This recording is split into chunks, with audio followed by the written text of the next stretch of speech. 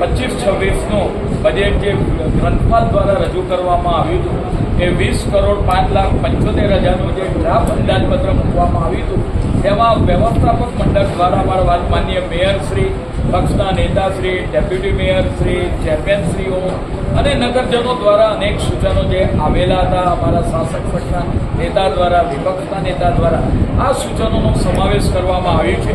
અને જે આ શેઠ માણિકલાલ જેઠાલાલ પુસ્તકાલય એ વર્ષો જૂનું જે પુસ્તકાલય છે એ પુસ્તકાલયના ડ્રાફ્ટ બજેટની અંદર 2,71,00,000 એમાં નવીન આયોજન ઉમેરી કરી એનું કુલ ખર્ચ 22,76,95,000નું આજે ડ્રાફ્ટ આપણે વાત કરીએ કે બજેટ માનનીય મેયરશ્રીની વર્ચ્યુઅલ ઉપસ્થિતિની અંદર મંજૂર કરવામાં આવ્યું છે. માજે પુસ્તકાલય સૌથી જૂનામાં જૂનું પુસ્તકાલય છે અને જે દિવસે હવે જેમ આપણે ગરમીની માત્રા દિવસે દિવસે વધતી જાય છે અને લોકોનો વાંચન શોખ પણ દિવસે દિવસે વધતો જાય છે તો આ પુસ્તકાલય આપણે વાત કરીએ કે વાતાનુકૂલિત હોય, ઘણા બધાના સજેશનો આવેલા હતા એના આધારે લગભગ 1.5 કરોડ રૂપિયા વાત કરીએ કે 1,30,00,000 રૂપિયાની ફાળવણી એમજે પુસ્તકાલયને આપણે એસી વાતાનુકૂલિત બનાવવા માટેનું આ બજેટની અંદર આયોજન કરવામાં આવ્યું છે. તદુપરાંત આ જે પુસ્તકાલય છે એ ખૂબ જ જૂનું છે.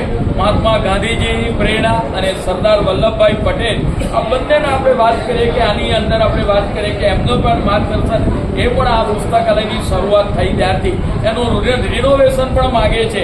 એના રંગરોગાન માટે 75 લાખની આપણે ફાળવણી કરવામાં આવી છે. તદુપરાંત જે મુખ્ય કહીએ કે સરદાર વલ્લભભાઈ પટેલ એની 150મી જન્મજયંતિ આપણે ઉજવવા જતા હોઈએ.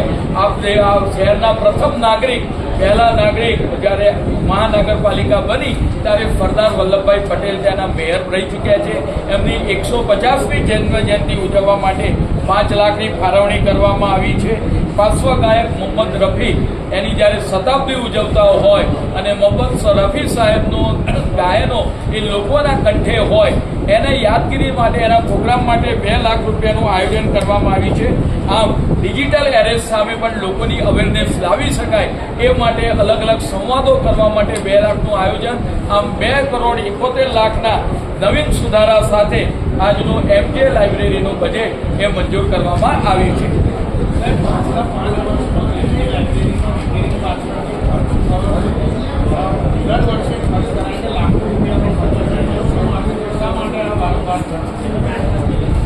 એમજે લાઇબ્રેરીની અંદર વર્ષો જૂની લાઇબ્રેરી છે. 1938થી 40 આ લાઇબ્રેરીનું નિર્માણ થયું હતું. એનું રિનોવેશન માગતું હોય છે. એને આધારે આપણે વાત કરીએ કે રંગરોગાન માટે અથવા તો રિનોવેશન માટે ખૂબ જ મોટી લાઇબ્રેરી છે. એ માટે એને તબક્કાવાર એનો સુધારા વધારા કરવા જરૂરી હોતા હોય છે. એને આધારે રિનોવેશન માટે ફાળવણી કરવામાં આવી છે.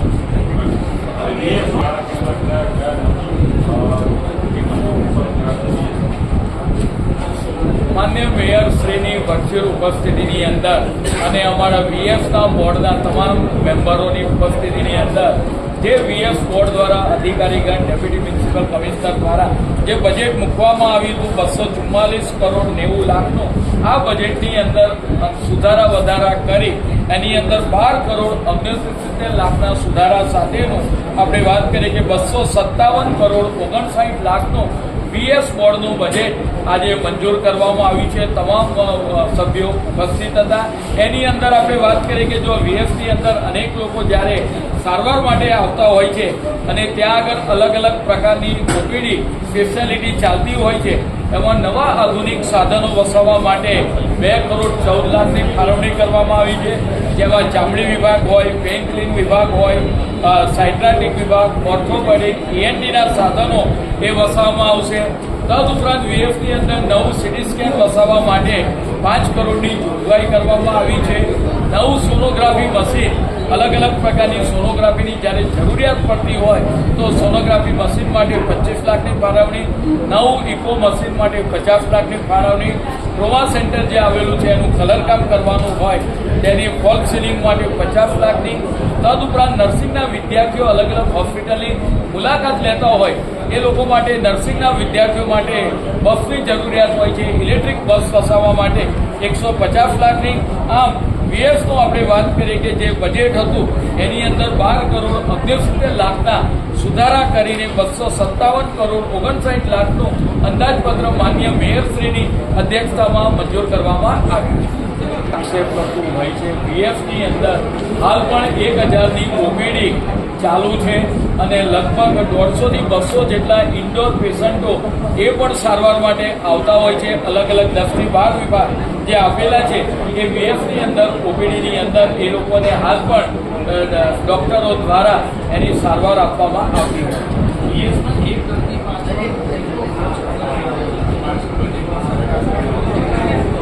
સામાન્ય રીતે પરિવહન અને આરોગ્ય એ અમારે વાત કરીએ કે સેવા પરમ ધર્મ આ સિદ્ધાંતને અનુસરીને ભારતીય જનતા પાર્ટી ચાલતી હોય છે. વીએસ અને એએમટીએસ આ બંને આપણે વાત કરીએ કે એ આપણે અમદાવાદ મહાનગરપાલિકા તેને લોન સ્વરૂપે આપતી હોય છે, જેમાંથી કોઈ નફાનો ઉદ્દેશ નથી. નગરજનોને સારી રીતે સેવા મળે, સારવાર મળે એ માટે વીએસમાં લોન પેટે પણ રૂપિયા આપી આ હોસ્પિટલ આપણે વાત કરીએ કે એએમટીએસ આ બંને જે પરિવહનની સેવા છે એ ચાલુ રાખવામાં આવતી હોય છે.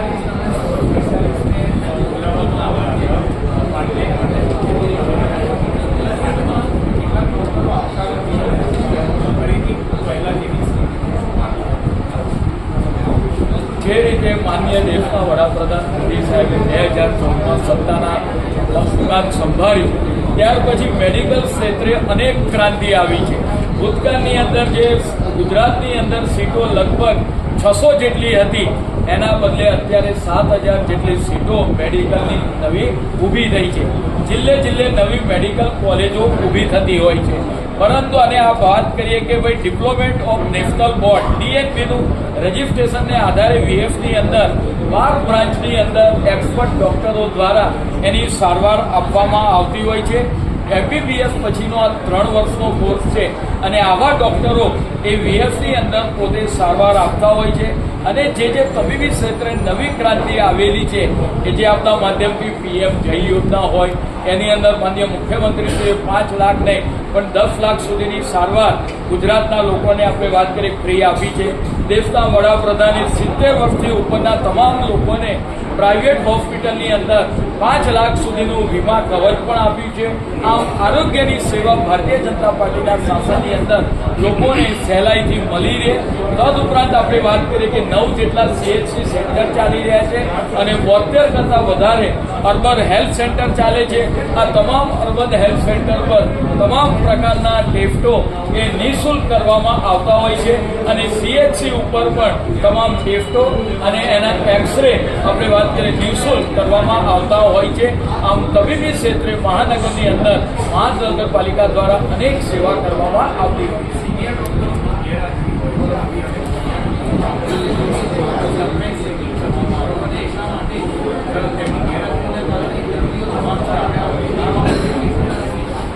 સિનિયર ડોક્ટરો પણ આવતા હોય છે. એની અવારનવાર તપાસ પણ અધિકારી દ્વારા ચાલતી હોય છે અને જે રીતે આપણે વાત કરીએ કે લોકોને સારી સુવિધા મળે એ માટે મહાનગરપાલિકાનું સતત પ્રયત્ન ચાલુ છે.